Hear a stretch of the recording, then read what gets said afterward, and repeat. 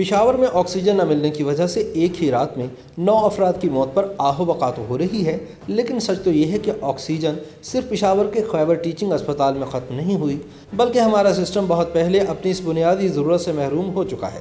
ہمارا نظام جو لوگوں کی زندگی اور فلاح و بہبود کا ذمہ دار ہے، وہ عرصے سے سانس ہی نہیں لے رہا۔ چند روز قبل پشاور کی دوسری بڑی سرکاری علاج گاہ خیبر ٹیچنگ اسپتال میں آکسیجن ختم ہونے کے باعث متعدد مریض جان کی بازی ہار گئے۔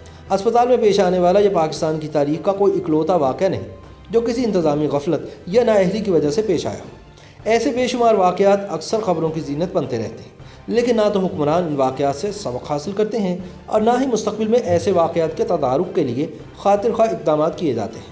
پشاور کے خیبر ٹیچنگ اسپتال میں اوائل دسمبر کی خونخرات ان چند مریضوں پر بہت بھاری گزری جو کورونا اور دیگر بیماریوں کی وجہ سے آکسیجن سپلائی پر ہی زندہ تھے۔ آکسیجن ختم ہوئی تو وہ دم توڑ گئے۔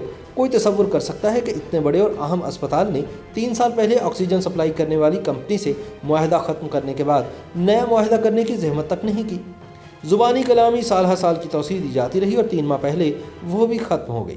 آکسیجن کی جتنی ضرورت تھی اس سے کم منگوائی جاتی رہی۔ اضافی آکسیجن سٹور کرنے کا مناسب بندوبست بھی نہیں تھا اور کسی قسم کا بیک اپ بھی نہیں بنایا گیا۔ واضح ہے کہ خیبر ٹیچنگ اسپتال خیبر پختونخوا کا دوسرا بڑا اسپتال ہے۔ ٹیچنگ اسپتال کا مطلب ہے کہ اس کے ساتھ میڈیکل کالج بھی منسلک ہے اور وہاں سینئر ڈاکٹرز کی بھرپور فیکلٹی بھی موجود ہوگی۔ اگر اتنے بڑے اسپتال کا یہ حال ہے تو اندازہ کیا جا سکتا ہے کہ دور دراز کے علاقوں سوابی، ڈی آئی خان، ٹانک، لکی مروت، دیر، بنیر اور کوہستان جیسے ڈسٹرکٹ اور تحصیل اسپتالوں میں کیا صورتحال ہوگی۔ اس معاملے میں تحریک انصاف کی صوبائی حکومت کی نااہلی اور چیک اینڈ بیلنس کی عدم موجودگی واضح ہو گئی ہے۔ پی ٹی آئی پچھلے 7 برسوں سے خیبر پختونخوا میں حکمران ہے۔ اس سانحے کی ذمہ داری یقیناً انہی پر عائد ہوتی ہے، مگر اس افسوسناک واقعے کو صرف سیاسی بلیمنگ اور پوائنٹ سکورنگ تک محدود نہیں رہنا چاہیے۔ معاملہ اس سے کہیں زیادہ سنگین ہے۔ یہ دراصل صوبائی معاملہ بھی نہیں۔ ایسا کوئی بھی افسوسناک واقعہ لاہور، کراچی اور اسلام آباد میں بھی ہو سکتا ہے اور ماضی میں بھی اس سے ملتے جلتے واقعات رونما ہوتے رہے ہیں۔ بات غیر انسانی رویوں، عادتاً غفلت اور کرپشن کے عمومی کلچر کی وجہ سے بنیادی چیزوں کی چیکنگ نظر انداز کرنے کی ہے۔ ہمارے ہاں ایک خاص قسم کی سفاکی، بے رحمی اور بے شرمی عود کرائی ہے۔ لوگ بنیادی ذمہ داری نہیں نبھاتے، انہیں اس کی کوئی پرواہ نہیں ہوتی کہ ان کی غفلت سے کسی کی جان جا سکتی ہے۔ یہ اپنے مفادات کی دلدل میں دھنسے مست پڑے رہتے ہیں، صرف اس لیے کہ انہیں معلوم ہے کہ جرم کر کے بچ نکلیں گے اور سزا نہیں ملے گی۔ ایسے کئی واقعات ماضی میں لاہور میں دیکھے گئے۔ 11 سال پہلے شہر کے بہت مہنگے نجی اسپتال میں 4 سالہ بچی ایمان ملک کو موقع پر موجود ڈاکٹر نے سکون آور انجیکشن کا اوور ڈوز دے کر مار دیا۔ بچی کے والدین صاحب حیثیت تھے، انہوں نے بڑا شور مچایا۔ سوشل میڈیا نیا تھا، وہاں بھی مہم چلی۔ لاہور کی سڑکوں پر ایمان ملک کو انصاف دو کے پوسٹرز اور بینر لگے، مگر اب کہیں جا کے اس جرم کے مرتکب افراد کے صرف لائسنس ہی منسوخ کیے گئے ہیں۔